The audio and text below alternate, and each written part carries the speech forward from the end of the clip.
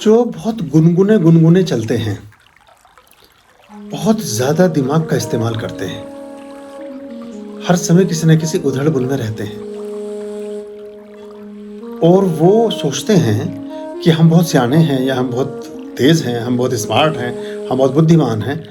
असल में परमात्मिक जगत में, वो सामाजिक जगत में हो सकता है इन खूबियों के साथ सफलता को प्राप्त करते हो। अपने आर्थिक जगत में सफलता को प्राप्त करते हो, अपने व्यावसायिक जगत में कर लेते हो, जब नौकरी करते हैं वहीं गुण कामयाबी के गुण हो सकते हैं, लेकिन परमात्मा के जगत में ये अवगुण हैं। आप किसी गुरु को स्वीकार करते हैं, गुरु के ज्ञान को स्वीकार करते हैं और उसे बताते हुए अगर आपको कहीं शर्म आती है तो आपके मन में मैल है। अगर उस गुरु का नाम लेते हुए आपको शर्म आ रही है तो आपके मन में मैल है। यहाँ तो वो चाहिए चैतन्य महाप्रभु, या चाहिए मीरा, हेरी मैं तो प्रेम दीवानी मेरा दर्द न जाने कोई। वो है महाराजा की पत्नी और महल को लात मार कर सबको बिवर भरे चौराहे पे जाके नाच रही है। तो इसमें जब एक उपासक, एक प्रार्थना करने वाला व्यक्ति, एक भक्त, एक ईश्वर के मार्ग पर चलने वाला आदमी की अवस्था ऐसे प्रेमी जैसी हो जाए कि वो अपने बाप के, देखा ना मुगले आजम बाप ने कि उसमें वो सलीम जो है वो उसके खिलाफ जो है तलवार खींच लेता है और पूरा लड़ाई भी होती है, संघर्ष होता है मैदान में जाकर के, पूरा बाप बेटे के बीच में युद्ध छिड़ता है। तो आप अपनी बनी बने रिवायतों को तोड़ सकें, अपने परिवार के लोगों का भी मुकाबला करने के लिए तैयार हो सकें, आप सामाजिक व्यवस्थाओं के विरुद्ध भी खड़े होने का हिम्मत जुटा सकें और भरे चौराहे पर, बीच मंडली में, बीच बाजार में, बीच समाज में, बीच परिवार में आप ये उद्घोषणा कर सकें कि मैं परमात्मा के पथ का अनुगामी हूं, तो परमात्मा आपका हाथ थामता है। एक लड़की या लड़का अगर विवाह करना चाहते हैं, प्रेम के संबंध में बंधते हैं और वो लड़का ये कहने नहीं किसी से बताना भी मत, किसी को रास्ते में भी ना पता चले, और मेरे माँ बाप से तो कहीं मत देना, और मुझे तुमसे प्यार करते बड़ी शर्म आ रही है। वो कहेगी तू चला गया, वो उसको कहेगी तेरे जैसा बहुत आदमी नहीं चाहिए मुझे, तो बेकार आदमी है। और परमात्मा इतना विराट आपकी इन्हीं अवगुणों के साथ आपको गले लगा ले। मतलब एक साधारण सी स्त्री, साधारण सा पुरुष आपकी इतनी सूक्ष्म बेवफाइयों पर आपका संग साथ देने को राजी नहीं, और परमात्मा जो परम चेतना है वो आपके मन के मंतव्यों को नहीं समझता क्या? तो जो हम बहुत मुट्ठी बंद करके चलते हैं, बहुत दिमाग में तिगड़े में लगाते रहते हैं, वो इसलिए लगाते हैं, पीछे को जो अपना रास्ता बचा कर चलते हैं इसलिए चलते हैं कि 2-3-4 काम तो इन गुरुजी से निकाल लें, फिर गुरुजी से अपना कोई लेना देना नहीं है, फिर हमको नया गुरु पकड़ेंगे, फिर 2-3-4 काम वहां से निकाल लेंगे, फिर कोई और नया गुरु पकड़ेंगे तो चखोरिया गादला पीता है। जो बहुत मतलब इसका अर्थ ये है कि जो रोज टेस्टिंग करता रहता है उसको कुछ हाथ नहीं लगता। परखना मत, परखने से कोई अपना नहीं रहता। परखना मत, परखने से कोई अपना नहीं रहता। किसी भी आईने में देर तक चेहरा नहीं रहता, और बड़े लोगों से मिलने में हमेशा फासला रखना। जहां दरिया समंदर से मिला, दरिया नहीं रहता। तो आप ये करते हैं वो लोग जो बहुत अपने आप को ज़हीन समझते हैं, लेकिन आध्यात्मिक जगत में वो मूर्ख हैं, जो वो तिगड़मों के साथ ईश्वर के पथ पर चलते हो। उन्हीं को मिला है, उन्होंने ही पाया है, जो टोटली सरेंडर को उपलब्ध हुए हैं, टोटली सरेंडरिंग कर दी है, पूरी तरह से समर्पण कर दिया है अपने मन से, वचन से, कर्म से, तन से, मन से, धन से, हर चीज से। जिनके मन में कोई पीछे को ABC प्लान नहीं है, उन्हें तुरंत मिलने को तैयार है ईश्वर। लेकिन जो उधड़ बुनों में फंसे हैं उन्हें नहीं मिलता है। तो प्राय लोग, अगर शिष्य, वही शिष्य कौन है? सिख जो शब्द बना है शिष्य से बना है, और शिष्य कौन? जो शीश को धर दे तलवार की धार पर।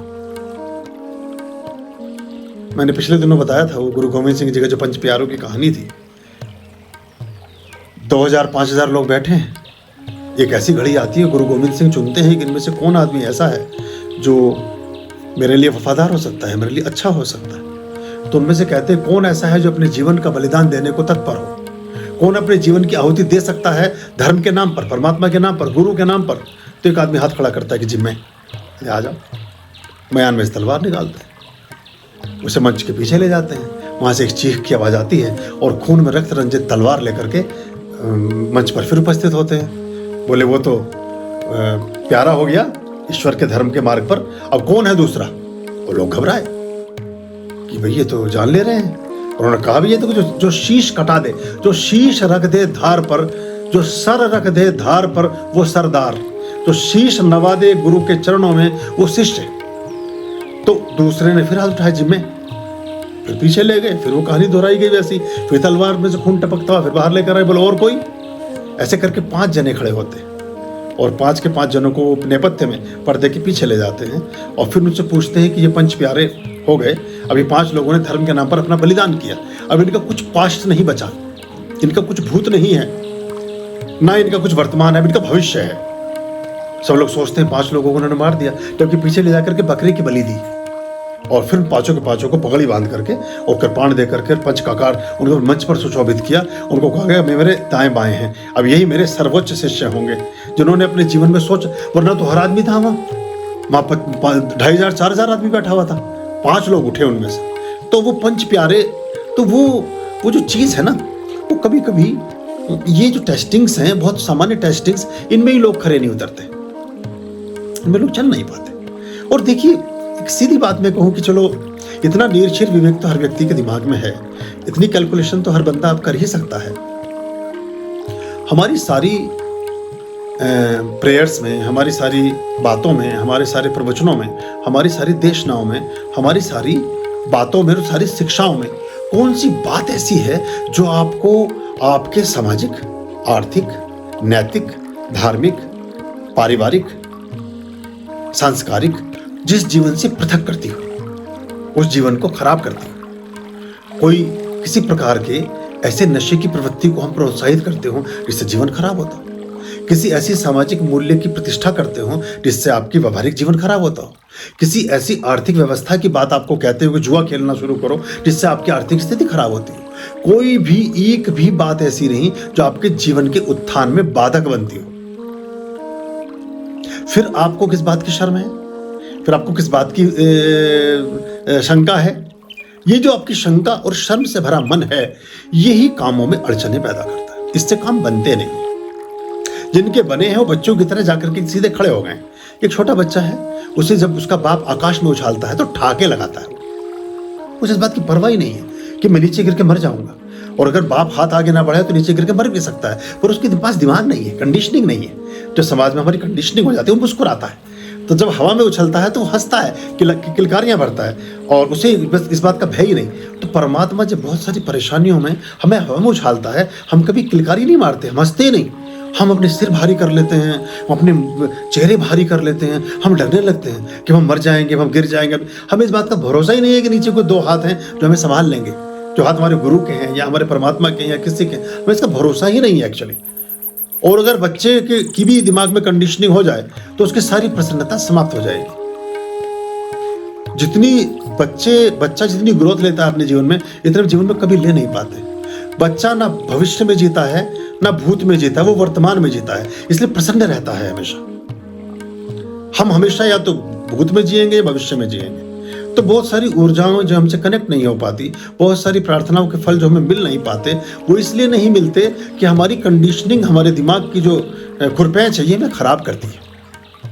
एक कल किसी लेडी से मेरी बात हो रही थी, वो हरियाणा से हैं शायद, तो या राजस्थान से हैं। वो बार बार कह रही थी कि मैं जी बहुत कम पढ़ी लिखी हूँ, लेकिन उसके सारे विचार और सारी बातें बड़े बड़े PhD और बड़े बड़े डिलीट को फेल कर रही थी।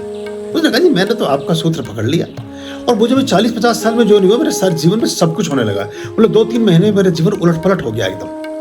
मतलब मेरे दिमाग मुझे कुछ आपके अलावा कुछ समझ ही नहीं आता।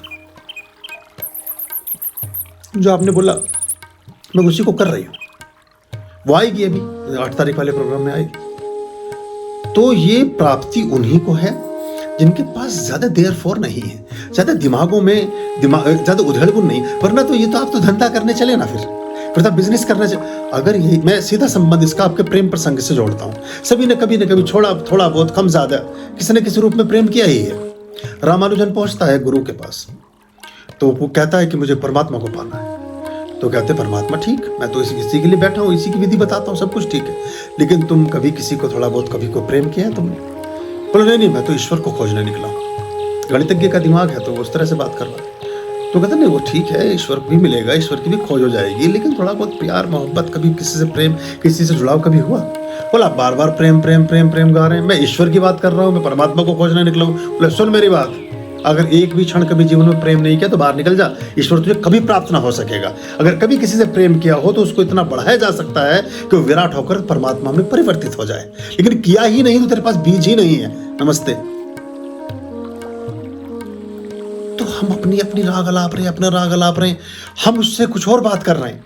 हम उससे कह रहे तूने कभी दिया जगाया अपना कि नहीं? बोले नहीं मुझे इतना वो ये पूछना नौकरी कब लगेगी।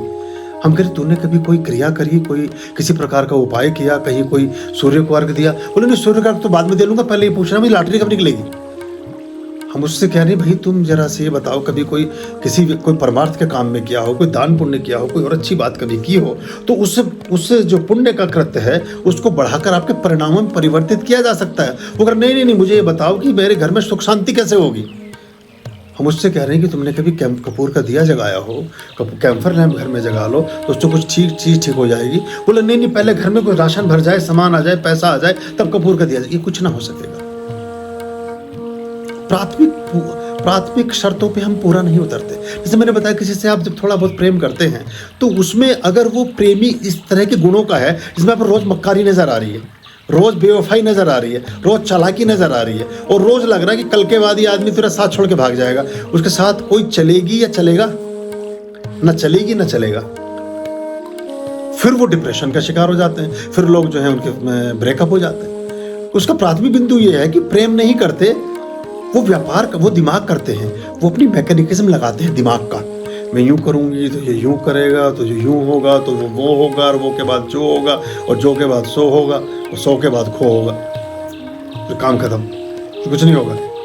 तो इतनी जरूरत ही नहीं है लगाने की इतनी उधड़ उनकी आवश्यकता नहीं है। सिंपल बात है कोई चीज। तो प्रेम का संबंध भी हम ज्यादातर वासना को प्रेम में परिवर्तित करके समझते हैं। प्रेम किसी पौधे से हो सकता है, किसी प्रकृति से हो सकता है, भोजन से हो सकता है, भजन से हो सकता है, भगवान से हो सकता है, गीत से हो सकता है, संगीत से हो सकता है, वस्त्रों से हो सकता है, खुशबू से हो सकता है, सूरज से हो सकता है, चांद से हो सकता है, तारों से हो सकता है, बिजली से हो सकता है, तितली से हो सकता है, सुगंध से हो सकता है। और जहां भी एक बीज डल गया कहीं, फिर उसका विराट वृक्ष बन सकता है। लेकिन अगर वो है ही नहीं तो प्राय मेरे पास उन लोगों के काम ज्यादा नहीं होते जो ज्यादा दिमाग लगाने वाले लोग हैं, और वो बहुत कठिन है। जीसस क्राइस्ट कहते थे ना कि परमात्मा के राज्य में बहुत ज़हीन लोगों का प्रवेश प्रतिबंधित है, बहुत माइंडेड लोग जा ना सकेंगे, क्योंकि जब ज्यादा हमारी प्रोग्रामिंग हो जाती है तो हर चीज के साथ तुलनात्मक विवेचन शुरू होता है। शिक्षा में ये तो सिखाती है, हर चीज में एक कंपैरिजन, एक कंपैरेटिव स्टडी, एक उसका तुलनात्मक विवेचन साथ साथ चलता है दिमाग में। जहां वो तुलनात्मक अध्ययन साथ चलता है वहां परिणाम प्राप्त नहीं होते। ये तो गूंगे का गुड़ है, खात जात मुस्कात जात, बता भी नहीं सकते किसी को क्या मजा आ रहा, फिर वो चीजें होती जाती हैं। वो साधारण ढंग से हो सकती है, हम इसमें विकल्प खोजते हैं। अभी किसी ने लिखा कि वो मानसिक रूप से ही सब कुछ चढ़ा दें, सोने का कंगन भी मानसिक रूप से चढ़ा दें, सब कुछ कर दें। मैं इस पर काफी पहले बोल चुका। फिर परिणाम भी मानसिक रूप से ही रखिए आप भाई, फिर अपने मन में सोचे जाओ आपके सब काम हो गया, उसमें क्या समस्या। लग गई नौकरी, दफ्तर में बैठे हैं, सब काम, तनख्वाह भी मिल गई, खर्च भी कर दी, शादी भी हो गई, तलाक भी हो गया, बच्चे भी हो गए, बूढ़े भी हो गए, निपट भी गए जयराम जी की। भाई मानसिक रूप से कितनी देर लगती है, सारी यात्रा समाप्त और मोक्ष भी प्राप्त होकर स्वर्ग में बैठे हैं आप, और परमात्मा सामने बैठे हैं। मानसिक रूप से सब संभव है। ये सब फालतू की तरकीबें हैं जिन्होंने लोगों को परमात्मा के पद से पृथक किया, जो कुछ नहीं होता। ये विषम परिस्थितियों की चीजें थी। एक आदमी कोमा में है, संभव नहीं है कुछ करना, लेकिन परमात्मा के पद का अनुगामी रहा है, पूरा जीवन पूजा पाठ में बीत गया है, अभी बेचारे के वेंटिलेटर लगा हुआ है, कुछ नहीं कर सकता है, तो मन मन में परमात्मा का ख्याल ले रहा है। इष्ट कभी दर्शन किए थे ज्योतिर्लिंगम के, उसको स्मृति में ले रहा है। कभी कैलाश गया था, वहां बैठकर हवन किया, पूजन किया, उसको विस्मृत कर रहा है, उसको पुनर्स्मृति कर रहा है, उसको फिर से याद कर रहा है। कभी किसी को बुरा कर दिया, उसके प्रति परमात्मा से क्षमा मांग रहा है। कभी किसी का अच्छा कर दिया, उसके लिए ईश्वर को धन्यवाद दे रहा है। ये विषम परिस्थितियों में था। ये ऐसे हट्टे कट्टे मुस्टंडे लोगों के लिए नहीं जो सारे दिन बैठ के व्हाट्सएप चला रहे हैं और परमात्मा को मानसिक रूप से करना चाहते हैं। चलेगी नहीं बात, बनेगी नहीं बात, कुछ करना पड़ेगा। और जो मैंने अभी शुरू किया है वो कि साध्य की प्राप्ति के लिए साधक को साधन की आवश्यकता अनिवार्य है, तो सभी ने ली है, और जो इसके बिना बात करते हैं वो कुछ नहीं कर सकते। वो बस आपको गोल गोल घुमाते हैं और आप फिर एक संख्या और बढ़ाते जाते हैं अपने साथ अनुभवों की, गुरुओं की और बाकी चीज़ों की। जितनी जल्दी, जितनी शीघ्र समझ आ जाए उतनी जल्दी दरवाज़ा खुल जाता है। नहीं समझ आता तो भटकते रहते हैं। और मेरा उद्देश्य ये है कि मैं ज़्यादा भटकाऊँ नहीं, ज़्यादा घुमाऊँ। वैसे ही इतने भटक चुके, वैसे ही इतने गुमराह हो चुके, वैसे ही इतने परेशान रह चुके, अब और क्या भटकना है, अब और क्या गुमराह होना है। अब तो सीधे सीधे सही मार्ग ही मिल जाए तो अच्छी बात है। तो अब देखो, जिसके समझ में आ रहा है वो कर रहे हैं। कुछ करने से बात बनेगी और कुछ करने से बनेगी नहीं। आप अपने जीवन में सब कुछ करने के लिए कुछ करना चाहते हैं, और अपने जीवन में भी तो सब कुछ करना ही चाहते हैं ना। आप जो हैं जितने, अब वो कहते थे हम ध्यान करेंगे, जो करोड़पति नहीं है वो ध्यान नहीं कर सकता, ये भी बता देता हूँ आपको मैं। उससे पहले जो ध्यान करेगा वो पैसे का ध्यान करेगा, वो घर का ध्यान करेगा, वो कार का ध्यान करेगा, वो मोटरसाइकिल का ध्यान करेगा, वो भोजन का ध्यान करेगा, वो स्त्रियों का ध्यान करेगा, वो पुरुष का ध्यान करेगा। वो ध्यान कर ही नहीं सकता। ध्यान तो बुद्ध कर सकता है, राजाओं के बेटे हैं। 24 के 24 तीर्थंकर सम्राटों के पुत्र हैं। राम, कृष्ण, बुद्ध, महावीर सब सम्राटों के पुत्र हैं, तब कुछ कर सके। वो नंगा नहाएगा क्या, नहीं छोड़ेगा क्या, मतलब अगले आदमी के कपड़े ही नहीं वगैरह जो हमने त्यागा। अबे भैया तेरे पास थे ही नहीं, कुछ त्यागा क्या? त्यागा बुद्ध ने। बड़ा कई 100 करोड़ की संपत्ति लात मारकर चल दी, वो त्याग है। अब एक आदमी सड़क के किनारे खड़ा है, हवाई चप्पल पैर में नहीं है उसके, और एक फटा हुआ निक्कर उसने पहना हुआ है, और वो कह रहा मैंने सब छोड़ा। अरे भैया छोड़, तेरे पे था ही क्या तो तूने छोड़ दिया? छोड़ता वो जिसका कुछ भरा पूरा कुछ होता, जो 1 लाख 2 लाख 4 लाख की नौकरी छोड़ता, जो कोई अच्छे चीजों को छोड़ता तो छोड़ता। तूने क्या छोड़ा? तेरे पे कुछ था ही नहीं। तो अब ये इसे हम बड़ा उसमें समझने लगते हैं कि उन्होंने बहुत बड़ा त्याग किया। तो त्याग, वो कुछ त्याग नहीं है। इसीलिए वो सही ढंग से परमात्मिक मार्गों के अनुसारक करने वाले व्यक्ति बने, अनुगामी, अनुगमन की तरफ ले जाने वाले व्यक्ति बने, विचार बने, और उनकी ही विचार ने, उनकी ही देशना ने समाज को, जीवन को परिवर्तित किया। प्राथमिक रूप से ही, एकदम से ही आध्यात्मिक जगत में समर्पित व्यक्तित्व, या जैसे कहें बचपन से ही पूरी तरह से धर्म और अध्यात्म के मार्ग में अभिप्रेरित व्यक्ति भी बहुत बड़ी चीज नहीं कर सके दुनिया में। एक आध अपवाद छोड़ दें बस आप, जिनमें आदि शंकराचार्य मुझे सबसे पहले नजर आते हैं। आदि शंकराचार्य को अगर आप छोड़ दें तो उसके अलावा तो सारे वो लोग कर सके जिन्होंने जीवन के समग्र वर्तुल, समग्र अस्तित्व को जिया, जिनमें हम 4 नाम मुख्य रूप से लेते हैं, रामकृष्ण, बुद्ध, महावीर। ये चारों के चारों महापराक्रमी सम्राट थे सारे के सारे, तब वो काम कर सके, वरना तो संभव नहीं है। और ये मुख्य धाराओं से, ये दूसरी धारा से आए और धर्म के जगत को आलोकित करके निकल गए। ऐसे ही लोग धर्म के जगत को आलोकित कर सकते हैं। जो 4 साल की उम्र से माथा पोते बैठे, मैं माफी से कहूंगा इस बात को, अपवाद सब जगह हैं लेकिन कम है, तो 4 साल वो असल में रिजिड हो जाते हैं, उनके दरवाजे बंद हो जाते हैं, उनके पास प्रयोग की कोई गुंजाइश नहीं बचती, उनके पास अनुभव के कोई पिटारे नहीं होते, उनके पास अनुभव के ज्ञान के खजाने नहीं होते। वो बस शास्त्र और शास्त्र एक समय के बाद एक्सपायर हो जाते हैं। कुछ शास्त्र सदा सर्वदा जीवित रहते हैं, कुछ शास्त्र एक समय के बाद टाइम बाय हो जाते हैं, उनकी अवधि समाप्त हो जाती है, उसमें गुंजाइश होती है सुधार करने की। इसलिए हर गुरु का एक धर्म बनता है, कर्म बनता है, एक जिम्मेदारी बनती है, और उसको वो निभाते हैं। तो एक समय के बाद वो परिवर्तन अवश्यंभावी हो जाता है, करना ही पड़ता है, उसकी जरूरत होती ही होती है। अगर पुराना ही सब ठीक चल रहा होता तो किसी नई देशना की जरूरत नहीं थी। तो भी बहुत सारी चीजें ऐसी उभर के सामने आई जिन्हें परिवर्तन की जरूरत है, तो वो हम कर रहे हैं उस तरह से। पर इसमें ये हमें देखना पड़ेगा कि आप, अगर आपके मन में बहुत सारे उधेड़-बुन हैं तो मंजिल की प्राप्ति में भी उतनी ही उधेड़-बुन प्राप्त होगी। मुझे पता चल जाता है जब व्यक्ति के सवालों से, जवाबों से, आदमी के मिलने से, जितने ज्यादा एक्सक्यूजेस में हम फंसे होते हैं उतने ज्यादा हमें समय लगता है, उतनी ज्यादा देर हो जाती है फिर परिणाम को प्राप्त करने में। आर्यं शरणं शुभमस्तु, संभव करणं अरमस्तु।